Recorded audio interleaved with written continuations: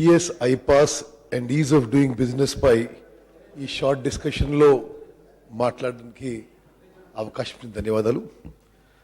ముందుగా మరి ఈ ప్రభుత్వం ఇండస్ట్రియల్ ప్రమోషన్ విషయంలో చెప్తున్న చాలా విషయాలు వాస్తవానికి దూరంగా ఉన్న విషయం అని మనవి చేస్తూ, ఇదే ఇండస్ట్రియల్ ప్రమోషన్ విషయంలో టీ ప్రైడ్ అనే ప్రోగ్రాం పెట్టి incentives for setting up of new industrial enterprises in Telangana state. T-Pride, Telangana state program for rapid incubation of Dalit entrepreneurs. Incentives for SC/ST entrepreneurs. Adhyaksha, this is GO number 29 dated 29 November 2014. దీనికి page number 6లో ఈ జియోలో రాసుంది, government will create a fund of 200 crores from SCP funds for direct lending to entrepreneurs and rupees 100 crores from TSP funds for direct lending to ST entrepreneurs. The modalities and rules for this direct lending will be notified in due course. అధ్యక్ష, ఈ జియోకి సంబంధించి గౌరవ ముఖ్యమంత్రి గారు 24th November మాట్లాడారు. వారి మాటల్లోనే ఒక లిమిట్ వరకు మార్జిన్ మనీని ప్రభుత్వమే చెల్లించే విధంగా ఎస్సీ ఎంటర్ప్రైనర్స్ కోసం 200 కోట్ల రూపాయలు, ఎస్టీ ఎంటర్ప్రైనర్స్ కోసం 100 కోట్ల రూపాయలు ఈ బడ్జెట్లో కేటాయించడం జరిగింది. వాస్తవం, మరి ఈ జియో ఇష్యూ ఇప్పుడు సుమారు 2 ఏళ్ళు అవుతుంది.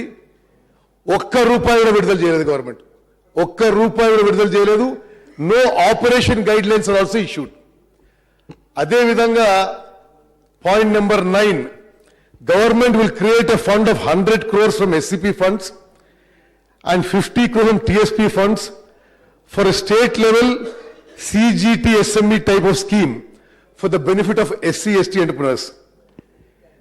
క్రెడిట్ గ్యారంటీ దీని కింద కూడా ఆపరేషన్ గైడ్ లైన్స్ ఇవ్వలేదు. ఈ ఎస్సీ ఎంటర్ప్రెనర్స్ కోసం, SC/ST ఎంటర్ప్రెనర్స్ కోసం ఈ ప్రభుత్వం ₹1 కూడా విడుదల చేయని విషయం మరి ఈ సభకు తెలియజేస్తున్నాను.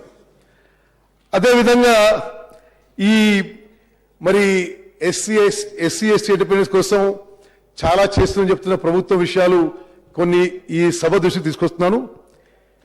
This is GO number 29 dated 29th November.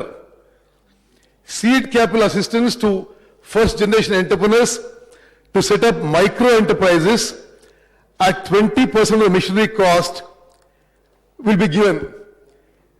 This seed capital assistance was not given to even a single entrepreneur so far. Adevidhanga 35% investment subsidy on fixed capital investment for micro and small enterprises by SC and ST entrepreneurs. ఇది చాలా pending లో ఉన్నాయి. గత 9 నెలల నుంచి ఒక్క SC/ST కూడా ఇది ఇవ్వలేదు. ఇది reimbursement of 100% net VAT / CST not operational. Reimbursement of 50% VAT CST on state goods and services for a period of 5 years. Not operational. Interest subsidy under Pavala Vaddi scheme on the term loan taken on the fixed capital investment by micro and small enterprises. This is for SC/ST entrepreneurs. There are cases pending for years together. Reimbursement of cost involved in skill upgradation and training the local manpower limited to 2,000 rupees per person, not operational. 100% subsidy on expenses incurred for quality certification / patent registration, not operational. 25% subsidy on specific cleaner production measures limited to 5 lakhs, not operational.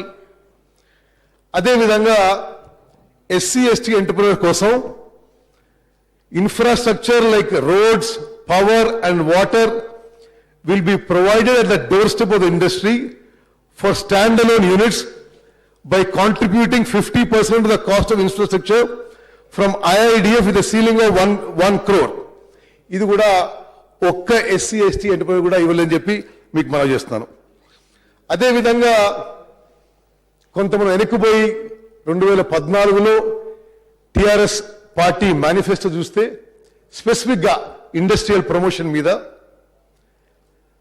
ఖాజీపేటలో rail coach factory పెట్టిస్తామని చెప్పి ఈ మేనిఫెస్టోలో హామీ ఇవ్వడం జరిగింది. అంటే పని మొదలైందా?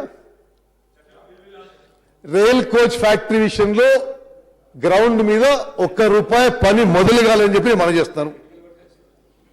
అదేవిధంగా బయ్యారంలో అధ్యక్ష ఇండస్ట్రియల్ ప్రొడక్షన్లో my only reminder is what was put in the Telangana bill and your failure to implement it. Bayyaram దగ్గర సేల్ ద్వారా స్టీల్ ఫ్యాక్టరీ దాని గురించి ఒక్కడు కూడా ముందుకేయలేదు. అదేవిధంగా కొత్త పరిశ్రమల గురించి చాలా చాలా విషయాలు చెప్పారు.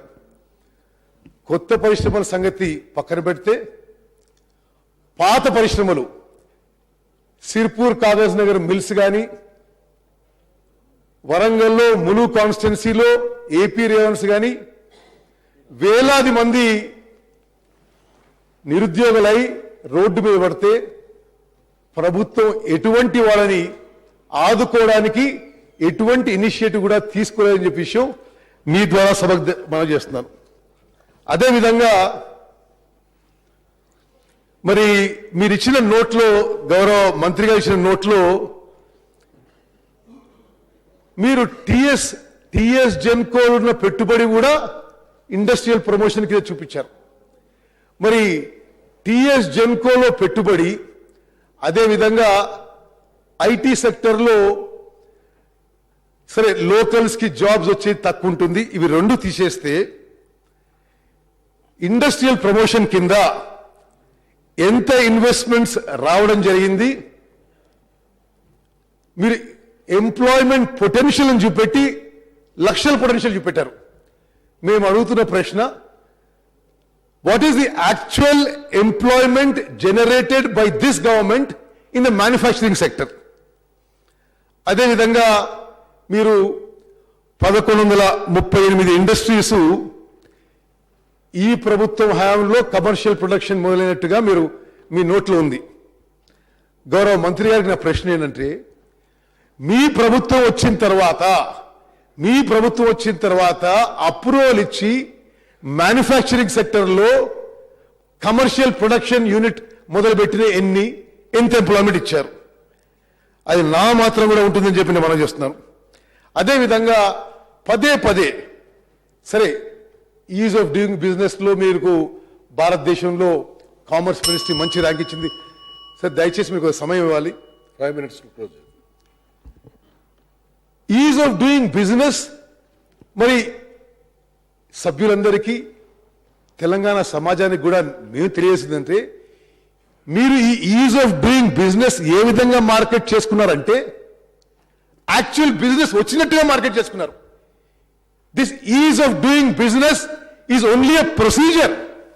It is not actually business investment that have come to Telangana state.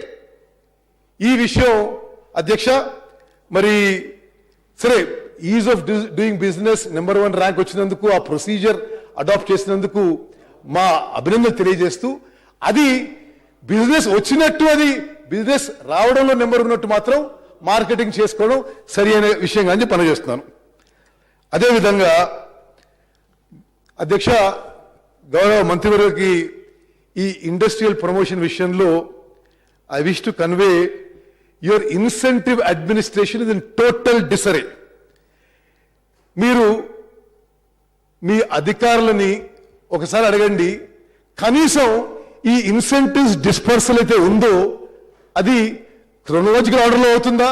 అంటే ముందు అప్లై చేసేవాడికి ముందు వస్తుందా, లేదా తర్వాత అప్లై చేసేవాడికి ముందు అప్లై చేసేవాడు వెయిట్ చేస్తున్నారా?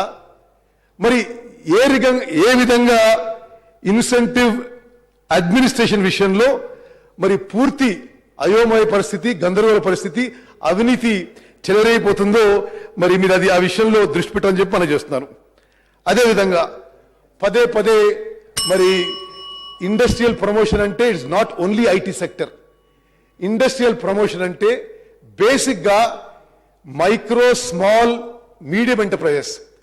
ఈరోజు తెలంగాణ రాష్ట్రంలో గతంలో ఉన్న ఎంటర్ప్రైజెస్లో 30%, ఇది గవర్నమెంట్ ఆఫ్ ఇండియా ఫిగర్స్ మీకు ఇస్తున్నాను, 30% సిక్ అయిపోయినో సిక్ అయ్యే పరిస్థితులు ఉన్నాయి. మరి మీ ప్రభుత్వం ఈ సిక్ ఎంఎస్ఎంఈ ఇండస్ట్రీస్ కి ఏ విధంగా ఆదుకోవాలో ఎటువంటి పాలసీ ఉన్నదో లేదో ఎవరికి తెలియదు. అదేవిధంగా government of India guide lines ప్రకారము డిస్ట్రిక్ట్ ఇండస్ట్రియల్ ప్రమోషన్ కమిటీస్ నెలకోసారి హోల్డ్ చేసి ఎంటర్ప్రైజ్ అందరినీ పిలిచి బ్యాంకర్స్తో కోఆర్డినేట్ చేసి మార్కెట్ లింకేజ్ గురించి, క్రెడిట్ ఫెసిలిటేషన్ గురించి మాట్లాడాల్సిన బాధ్యత రాష్ట్ర ప్రభుత్వాల మీద కేంద్ర ప్రభుత్వం పెట్టింది.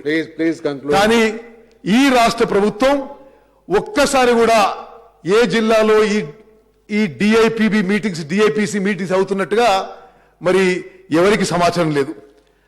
అదేవిధంగా భారత ప్రభుత్వం ప్రయారిటీ సెక్టర్ లెండింగ్ కింద micro small and medium enterprises కి ప్రయారిటీ సెక్టర్ లెండింగ్ ఇవ్వాలని, దాంట్లో కొంత బాధ్యత రాష్ట్ర ప్రభుత్వాలు కూడా ఇవ్వడం జరిగింది. కానీ ఏ జిల్లాలో ఏ జిల్లా ఇండస్ట్రియల్ ప్రమోషన్ కమిటీ చర్చించడం లేదు. అదేవిధంగా రాష్ట్ర స్థాయిలో కలెక్టర్స్ కాన్ఫరెన్స్ లో కూడా ఈ విషయాన్ని ఎప్పుడు కూడా ప్రస్తావించిన విషయం మీకు మనం చేస్తున్నాం. మరి అధ్యక్ష, అదేవిధంగా మరి ముద్ర అనే పథకం ఉంది. భారత ప్రభుత్వం యొక్క micro units development and refinance agency, దాని కింద ఈ ప్రభుత్వం ఎటువంటి చర్యలు తీసుకోలేదు, ఎటువంటి ఇనిషియేటివ్ తీసుకొని చెప్పి మనం చేస్తున్నాను.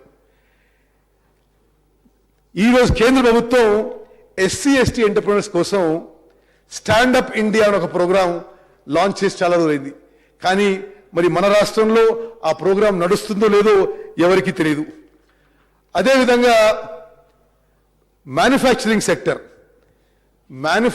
సెక్టర్లో ఈ ప్రభుత్వం వచ్చిన తర్వాత మేజర్ యూనిట్స్ ఏమైనా వచ్చాయా?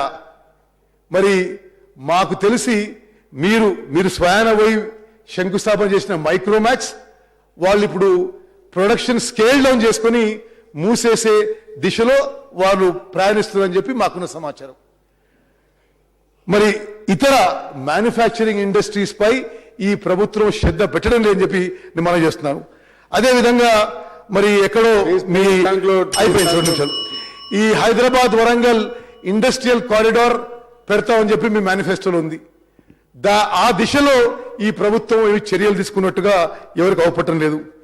అదేవిధంగా అధ్యక్ష, నిజంగా రాష్ట్రంలో మ్యానుఫ్యాక్చరింగ్ సెక్టర్ పెద్ద ఎత్తున రావాలంటే డ్రై పోర్ట్ ఏర్పాటు జరగాలి. మరి డ్రై పోర్ట్ కి రాష్ట్ర ప్రభుత్వం ఎటువంటి చర్యలు తీసుకున్నట్టుగా మరి మాకైతే అవపడడం లేదు. అదేవిధంగా